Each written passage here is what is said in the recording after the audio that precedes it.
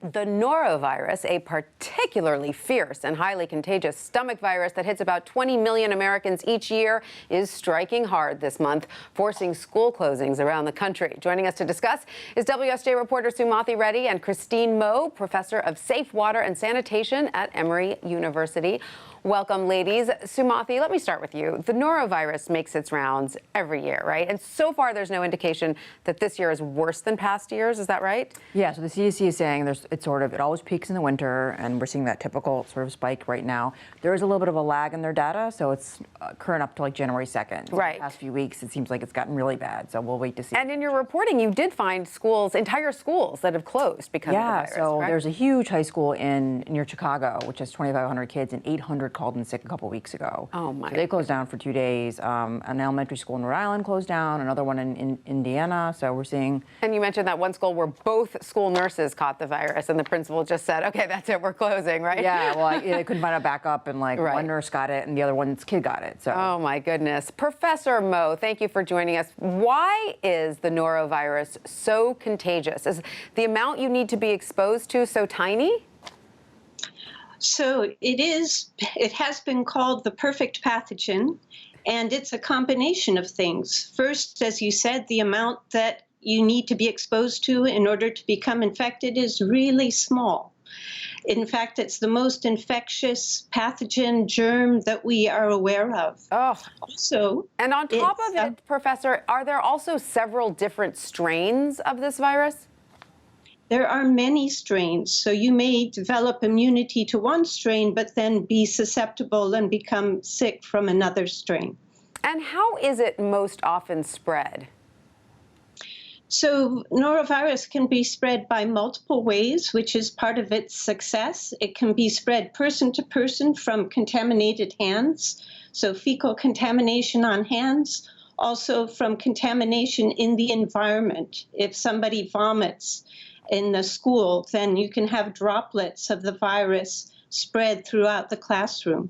And it can also be spread through contaminated food. Oh, my goodness. So, Sumathi, this is not to be confused with the flu, correct? Which also goes around this time of year. Exactly. So it's not influenza. A lot of people call it the stomach flu, but it's not. It's a completely different virus. And the symptoms can include fever, muscle aches, headaches. So that's why sometimes people get confused. But it has the stomach element, or the vomiting element that is not. Usually the main symptom is vomiting or some sort of stomach upset. And as Professor Moe just said, if you catch it once, that doesn't mean you're immune to it. No. Now there is some short-term some immune response. So that if you get one strain, if you're exposed to the same strain again, there's a certain number of years where maybe you won't get sick again. Right, so short term. Now, Professor Moe, the norovirus seems to move swiftly. What is the typical incubation period?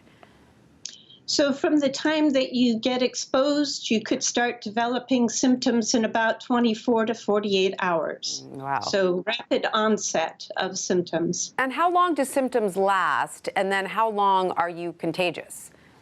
Well, the good news is that you may feel really miserable, but it doesn't last very long. So usually the symptoms last for 1 to 3 days, but you can be contagious for several weeks afterwards. And that's the tricky part, because you can feel fine, but you could still pass the infection on to others. No wonder kids pass it on to each other so easily. Now, Sumathi, you reported that scientists did make a big breakthrough last year in researching the norovirus. How close are they to finding a vaccine?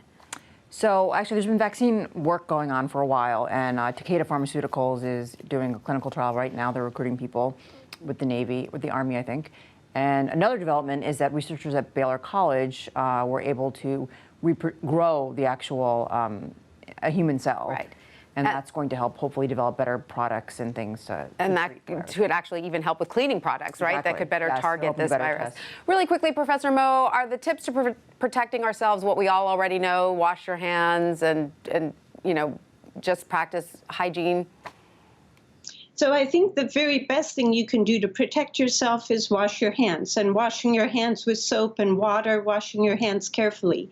Also, if you have been sick, trying not to get involved in any food handling so you don't pass the infection on to others. Also, healthcare workers need to be particularly vigilant so that they don't pass the infection on to others. All right. Thank you both, Sumathi Reddy and Professor Christine Moe. Great advice there.